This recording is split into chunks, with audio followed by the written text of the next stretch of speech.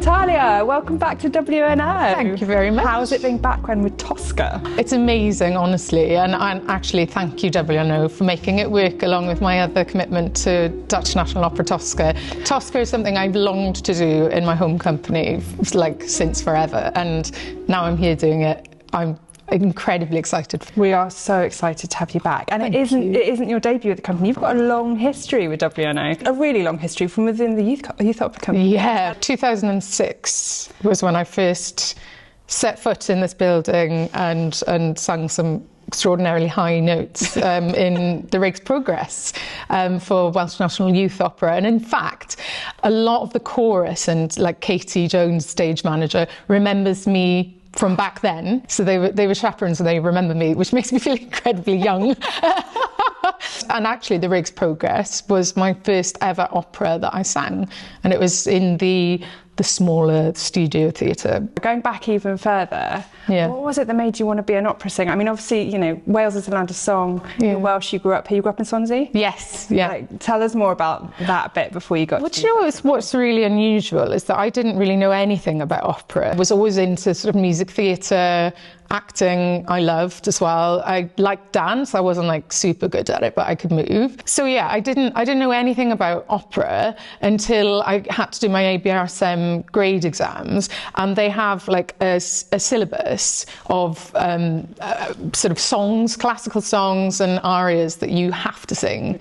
And so I found myself singing Cyffredinol, as you do. I then went to a classical singing teacher, Penny Ryan, based in Swansea. She gave me things to sing like Vissi d'arte. You sang for how old were you? I was so young. I didn't have a clue who it belonged to, but honestly, that was the best canvas I could have had for that aria, because now I know exactly who it belongs to, and that, just before the aria starts, everyone's holding their breath because they love this moment. It's an absolute epic moment that everyone kind of recognises.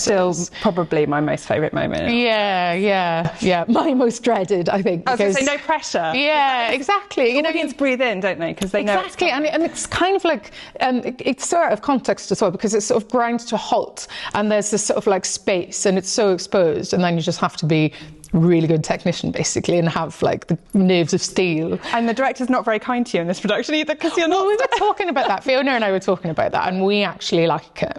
Do you? Yeah, we do. Makes you feel grounded? It makes us feel really grounded because we're lying down. And right. I also said it sort of gives this sort of intimate space, I can be vulnerable in, and that I'm not in front of thousands of people in a theatre.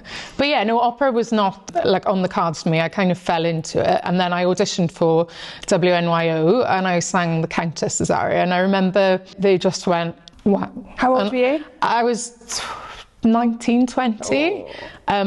And I was a bit oh God, I don't know if that was a good wow or a bad wow or whatever. But for the role of Anne Truelove, Miriam said, come with me. And we came into this very room, and she played a top C on the piano, and she went, sing this. And I was like, okay. And she went, right, I think we've got our answer now, let's go. And now from there, you're singing Tosca all over the world. So it must... Yeah. Is it nice coming back to Cardiff, coming back to Wales? I mean, you don't live here anymore. I love coming back to Cardiff. Everyone's just so friendly. There's but for me, it just feels like coming back home, and coming into this building and seeing all the familiar faces, and, everyone's just so happy to see one another. And there's a real camaraderie, an amazing cast. Again, it's the Three Musketeers have reunited from Tabaro, Andres, Dario and myself. And so it couldn't be more ideal for me. Singing is in the Welsh blood, and actually opera, it's part of the cultural psyche here in a way that it isn't in England. How does that feel here versus the rest of the world? Is that something I just perceive having come from...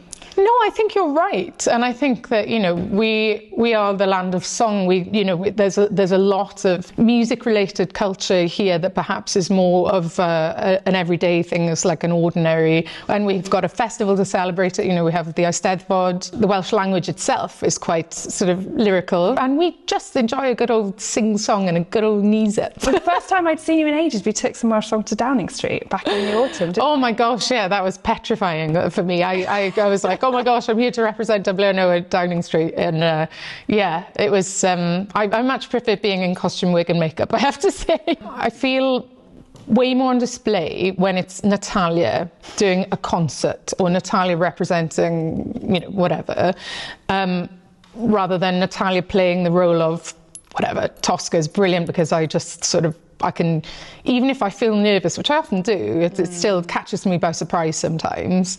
The minute I go onto the stage, I'm like, I know this. And I know, yeah, and I know the journey. I know her journey in my head. It's just a case of sort of like fitting into the, you know, the production, the style, and everything. And of course, with different conductors as well. And that's, you know, it's always refreshing. It's always different. Always keeps you on your toes. And there's always something more to discover each time. In terms of being fearless and dealing with nerves and all the things that come with a performance, Tosca's up there. I mean, of course, you've got the Visitati, you've got these big moments, but then you've also got the leap. Yes. Now, I watched you leap from backstage because it's one of the perks of this job is being able to kind of see the magic unfold. Yeah, magic, and seeing you do it was stunning. How does that feel?